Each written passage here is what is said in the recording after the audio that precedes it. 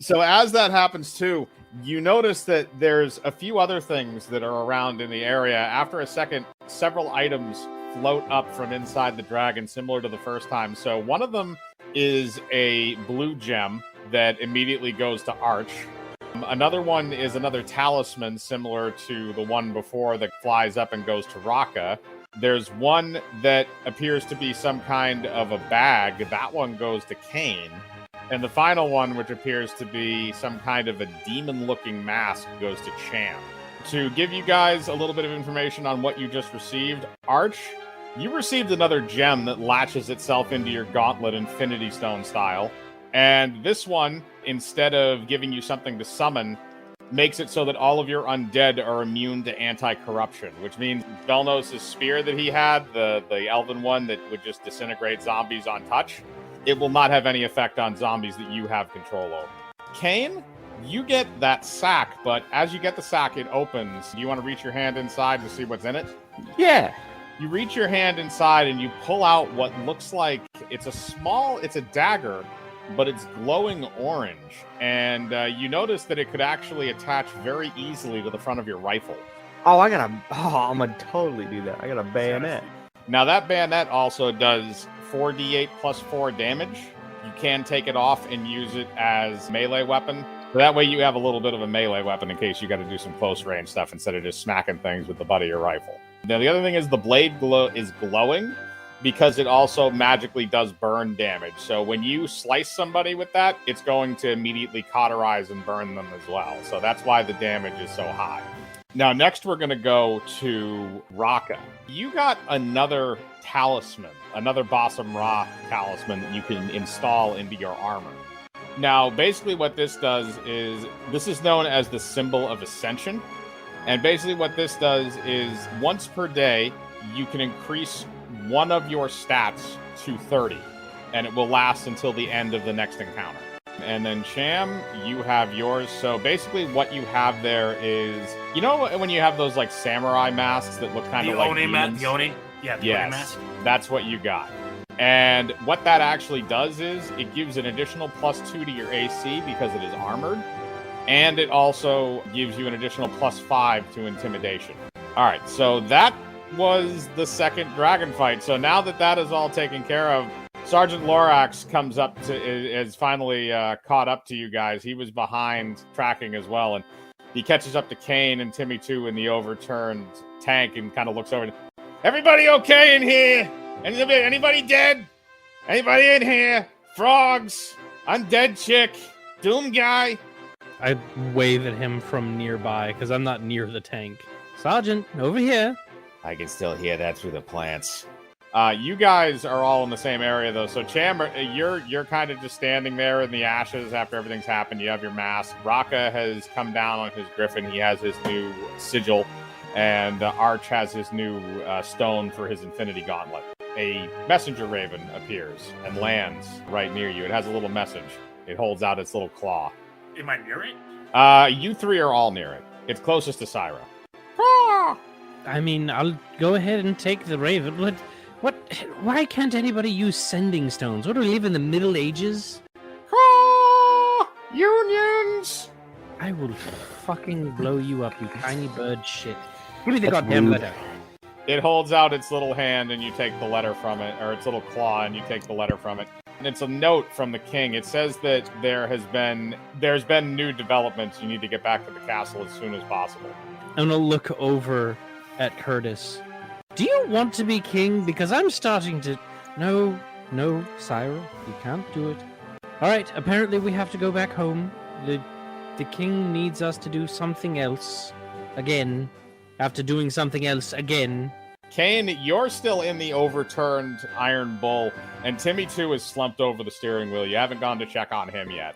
I'm gonna go run up to him. Sergeant Lorax has also shown up at this point, and he has climbed inside the Iron Bull. He's found you, and you guys are moving up to Timmy 2. As you move up, you see that Timmy 2 is slumped over the steering wheel, and he has a piece of metal jammed through his shoulder and part of his chest. It's unclear if he's dead, though. Timmy! Oh, thank God he's alive. Oh, God. I need healing. We all do, buddy. No. Metal. Shoulder. Pain. We might have to chop off his legs. He's not even going to react at this point. Somebody help Jimmy. I don't have anything that helps people. I only have things that kill them. Hang on a sec, kid. Sergeant Lorax pulls out a healing potion and gives it to Timmy. He gives him the healing potion, which is enough to heal him, and removes the metal piece from him using his plant powers to pull it out using a vine. After that, Timmy 2 and Kane and Sergeant Lorax return to the group. We're good to go, undead lady. Is our tank just fucked? Did you check that? Timmy, did you fuck up the tank? I tried not to. Do any of you want to roll? I will roll for Sergeant Lorax and Timmy McCain if you want to roll for intelligence to discern exactly how fucked the tank is and if it is repairable. I can do that. They will also both roll intelligence. So you rolled a 16, they both rolled 9, so Timmy and Sergeant Lorax aren't as mechanically inclined. However, you realize that it is repairable, so you're going to have to try and send out for Fernando and Scrappy the Gnome to come out there and basically fix that thing up and get it back to you eventually, but it's going to take a little while probably before you can get it back up and running again. The magic core was not destroyed, thankfully, so it is still salvageable. Nothing a few days in the shop won't fix. You now know that the Iron Bowl can be repaired, and that will be done off time basically by Scrappy and Fernando. But everybody else, if you guys are gonna teleport back, Syra will bring you back to the palace. So everybody's gonna grab on and be teleported back. So after a little while, Syra does her best bewitch nose twitch and teleports everybody back to the castle. Now you return to the castle to see that the king is again in a tizzy, and his son Samuel is there, as well as Lorna and Gregor, Greylark, and some of the pets. And Samuel comes down. Oi, mates, we got problems. We got big problems. Curtis is gonna ribbit. Exactly, my little froggy friend.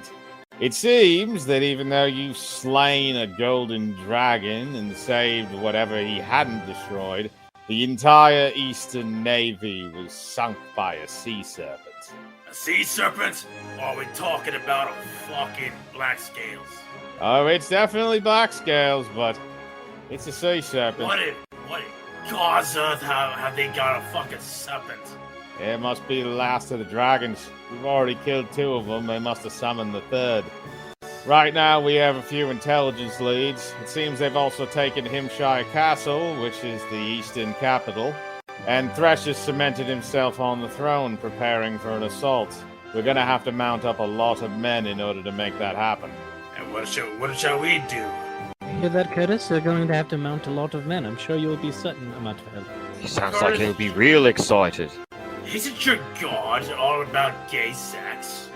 Right now, we have one of our scribes looking over our records to see if there's anything we might be able to dig up to fight this sea serpent. In the meantime, we're also tracking the remaining black-scale generals. Drexith and Thresh are both in Himshire. Ishigor is nowhere to be found, but that's nothing abnormal at this point. I'll let you know if anything comes up with tracking him. And there's also a raven that came in for the Frog Brothers this morning. Something from the Temple of Blood. The Assassin Training Temple. Hey, home sweet home. Shit. He's gonna grab the letter from the Temple of Blood. You grab the letter and you read it. Are you going to show Kane as well, since it does concern him? I'll read it first, and then I'll if I deem it's worthy to tell him, I'll tell him. You read the note, and it's written from the temple staff themselves, and they're saying that your father is the head assassin at the Temple of Blood. He trained both of you, and he trains all the assassins for the Kingdom of Kalgar. His name is Jeremiah. God damn it. And it appears that he's dying. Alright, little brother. You gotta go see Dad. Dad! You can hear the old rippety voice. Learn how to stab shit better, you suck at life! Should we just go and meet your father? Is this a you thing, or? You can teleport us. You might be able to teleport there because Arch can find people, so... You'd have to give me something of his, and I could locate the person and then teleport us, but... We're we could also technically take a his trip. nut. Does that count? No, it does not. you being your father's spawn is not any form of that. No. I want both of you to roll wisdom to see if you can think of anything on yourselves that you might have that your father may have given you. Kane, you fish around in your bag and you give him the first condom he ever gave you. You never used it. Oh, just the family lambskin. Yep. I'm gonna pull out the old training dagger that he gave me. You can pull that out. You do still have it. So either one would probably get you to where you need to go. It's just how gross Syra feels like being. I'll take the dagger, thank you. Brother, take it. Give her the condom. Give her the lambskin. I'm not touching the condom. Yeah. I tell you what, you either give me the dagger or you walk. Fine. So I'm gonna go ahead and take the dagger. I'll cast locate person to get an approximate on them. Okay, you get an approximate on the Temple of Blood, so you know where you're teleporting to. Let's hold hands. You guys all hold hands, and Syra teleports you to the Temple of Blood using the training dagger that Cham gives her. You guys appear in the outer courtyard outside of the temple. You see that there appears to be people practicing on test dummies and stuff outside. There's archery, melee combat, firearms, a whole bunch of different things going on. You're approached by a man in the front. He's one of the guys who's sort of presiding over everything. And he pulls his hood away and reveals somebody that you know. He's a good friend of your father, his second in command. His name is Marco. Marco, mi familia. Oh, how are you two, the Swiftfoot brothers? Always causing trouble. Oh, you know how it is. You need to see your father. It is very, very bad. damn. He needs to speak with you about what needs to be done after his passing. Follow me to his chambers. So he leads the two of you inside and brings you both into the room. He says that if you would like Syra to come in, you can. However, it's up to you whether or not they do. Tradition says only assassins are able to step foot near his chambers. I think traditionally I've killed more people than you have. I think traditionally he also just got roasted. I'm just gonna slap the back of my brother's head like, shut up. So you guys are brought inside the room and the door closes behind you, and Marco leads you guys up to the bed. Your father is lying in bed. He's looking up at the ceiling. There's a few candles lit in the room and a fire in the corner in the fireplace. It looks like he has a half-eaten meal on the table near him, and he kind of looks over at you. They brought you two losers back. I didn't think they'd find you. I like Losers? Out of all of us, who's the one who's dying? Like, still got that bullshit bullfrog of a laugh, don't you, huh?